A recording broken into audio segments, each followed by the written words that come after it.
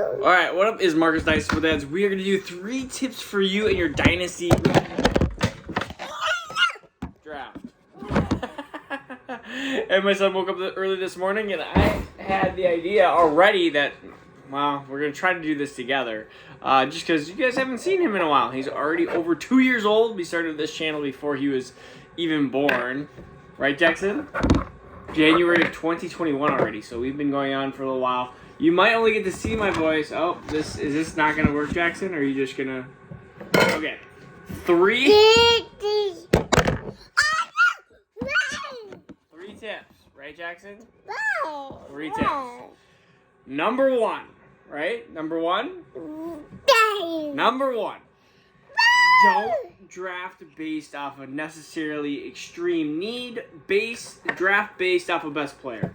And what I mean by this is don't reach for the player that you have to have. If you're stuck in, I need a running back. I'm desperate. I need the Trey Sermons. I need the Devin Singletaries because I'm great at wide receiver and I need that running back. Those running backs often become, honestly, not the best options, especially when they're a tier below some of the wide receivers. Some of the other positional players, quarterback, tight end, whatever it might be, there are positional... Is this video going to work, Jackson? Is it you on there? Say hi. Say school.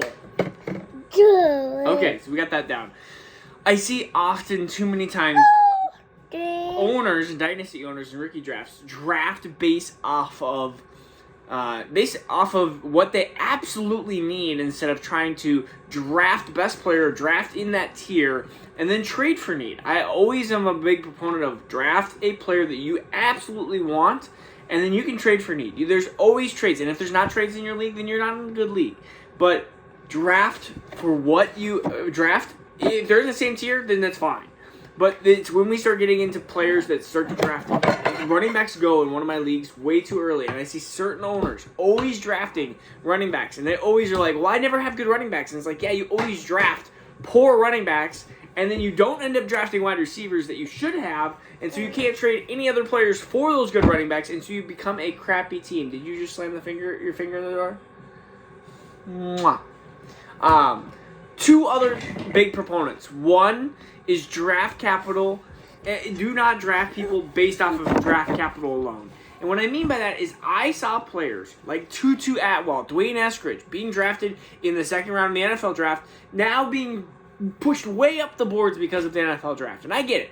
NFL draft capital is going to be important, but it is not the end all. It's not the end all be all. There are other proponents. We have to watch video. We have to see if they are potentially going to be a fantasy output.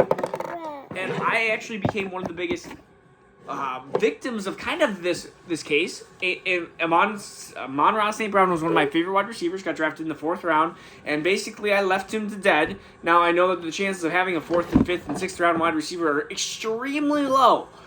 But if you start drafting, and people, there are owners that will draft Henry Ruggs because he was the first wide receiver drafted off the board. If Quentin Johnson is the first wide receiver off the board, they will draft him first. It is like, well, whatever the NFL draft figures out, then that is the order that I'm going to draft. And that is not the case of what you do in Dynasty Fantasy Football. What is your 3rd tip, Jackson? The 3rd tip is opportunities are forever changing. And so how we can say, oh my goodness, that's a horrible opportunity 1 second, we can say it's a great opportunity the next. And vice versa. You can have a wide receiver that looks like, oh my goodness, I'm going to be in an amazing situation, and then their quarterback gets hurt. Their quarterback gets traded. Lamar holds out. Whatever it might be. It's just, Baltimore looks like a horrible situation. But maybe they somehow get a quarterback in the future here in the next year or two.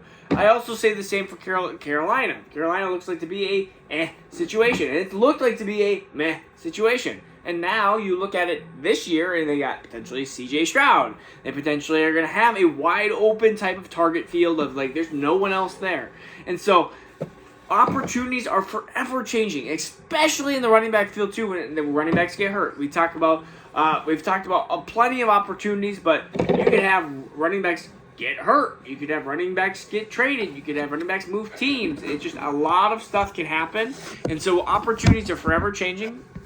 And so hopefully hopefully you're just listening to this video and not watching, because this has been an absolutely horrible video part to the video. Jackson, do you have anything to say? Yeah, what do you want to say? Do you want to say skull? How do you say skull? Skull. Skull. Jackson, say touchdown! So, recap. Big 3 things. 1. Hey. 1. Don't draft based off of desperate need. Draft in your tiers. 2. Know that draft capital is not everything. We have to put our video component, our analytical component into it.